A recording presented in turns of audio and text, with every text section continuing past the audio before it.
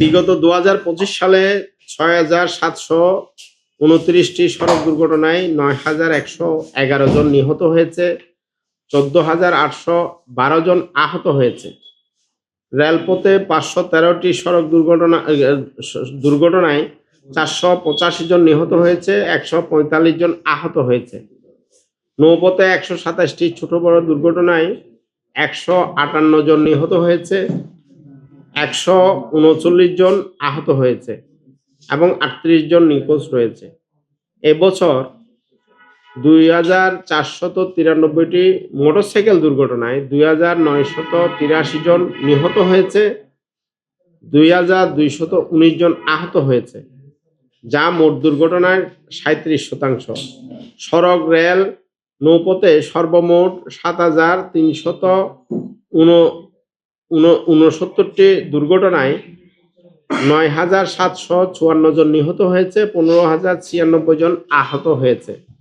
বাংলাদেশ যাত্রী কল্যাণ সমিতির সড়ক দুর্ঘটনা পর্যবেক্ষণ প্রতিবেদনে এই তথ্য উঠে এসেছে।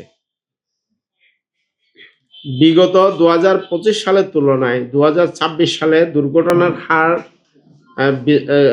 24 সালের সাথে 25 সালে সড়কের দুর্ঘটনা তুলনা করলে সড়ক দুর্ঘটনা 6.94%, নিহত 5.79% এবং আহত 14.87% বেড়েছে। আসলে আমাদের অটোরিকশার যে পরিমাণ দুর্ঘটনা সংঘটিত হচ্ছে, এই পরিমাণ দুর্ঘটনা চিত্র আমরা তুলে আনতে পারছি না। অটোরিকশার ছোট দুর্ঘটনা এটা গণমাধ্যম গুরুত্ব দেয় না।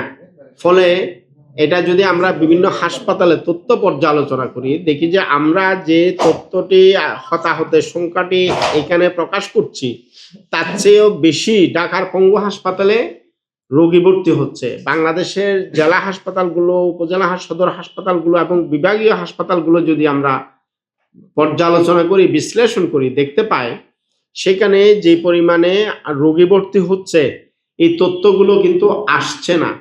ফলে আমরা এই যে অটোরিকশার কারণে আমরা একটা ভয়াবহ দুর্ভোগে পড়তে যাচ্ছি।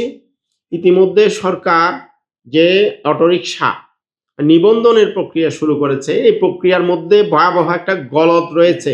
এই গলদ থাকবার কারণে আগামী দিনে ঢাকা, চট্টগ্রামের মতো গুরুত্বপূর্ণ শহরগুলো কিন্তু অটোরিকশার দখলে চলে যাবে।